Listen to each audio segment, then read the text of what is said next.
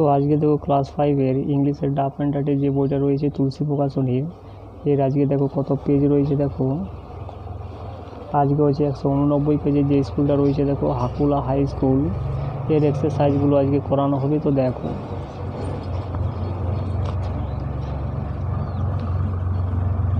তো এ থেকে দেখো tick the correct alternatives in the bracket, অর্থাৎ কারেক্ট ব্যাকেটে যে অল্টারনেটিভগুলো দেওয়া রয়েছে তার মধ্যে এখানে সঠিক অপশানটাকে কিন্তু এখানে টিক করতে বলা হচ্ছে। তো 1 নম্বরে দেখো গান্ধীজির ড্রেসেস, অর্থাৎ গান্ধীজি যে পোশাকগুলো ছিল সেগুলো কী করেছিল, বয়টাকে সারপ্রাইজ করেছিল, অবাক করে দিয়েছিল। 2 নম্বরে দেখো গান্ধীজি টোল্ড দ্যাট, গান্ধীজি বলেছিল হি ওয়াজ ভেরি পুয়ার, গান্ধীজি বলেছিল যে সে খুবই গরিব। এরপরে 3 নম্বর দেখো এই লিটিল বয় ভিজিটেড, অর্থাৎ লিটিল ছোট ছেলেটা সাক্ষাৎ করেছিল কার সাথে, মহাত্মা গান্ধীর সাথে।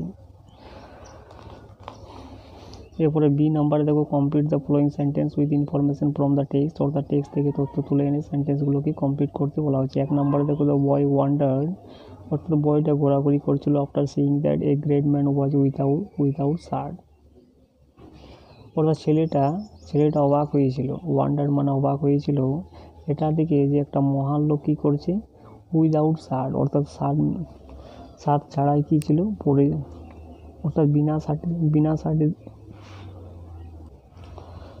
অর্থাৎ একটা মহান লোককে উইদাউট শার্ট দেখে ছেলেটা কী হয়েছিল, অবাক হয়েছিল। 2 নম্বরে দেখো গান্ধীজি ক্যান নট বাই এ, অর্থাৎ গান্ধীজি কিনতে পেরেছিল না কি একটা শার্ট, এই শার্ট।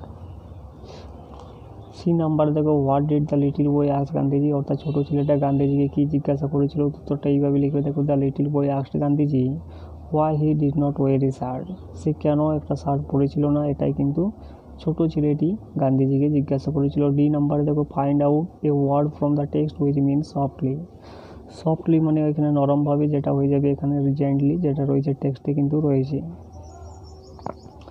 অর্থাৎ এই প্যাসেজটাতে রয়েছে। এরপরে গ্রামার অ্যান্ড ভোকাবুলারিগুলো দেখো 2A separate the subject and predicate of the following sentence, অর্থাৎ সাবজেক্ট প্রেডিকেটগুলোকে এখানে কী করতে বলা হচ্ছে, সেপারেট করতে বলা হচ্ছে। সাবজেক্টটা কী হবে দেখো মাই সিস্টার অ্যান্ড আই, এবং went to a village fair, এটা হয়ে যাবে প্রেডিকেট। এরপরে বি নাম্বারে দেখো make abstract noun of the following words, অর্থাৎ নিচের শব্দগুলির এখানে অ্যাবস্ট্রাক্ট নাউনগুলো লিখতে বলা হচ্ছে। কাইন্ডটা হয়ে যাবে কাইন্ডনেস, আর চাইল্ডটা হয়ে যাবে চাইল্ডহুড। সি নাম্বারে দেখো change the number of the flowing word, অর্থাৎ এই শব্দগুলোর নাম্বার চেঞ্জ করতে বলা আছে। গুজটা হয়ে যাবে গিভ, আর ডিয়ারটা হয়ে যাবে ডিয়ার্স।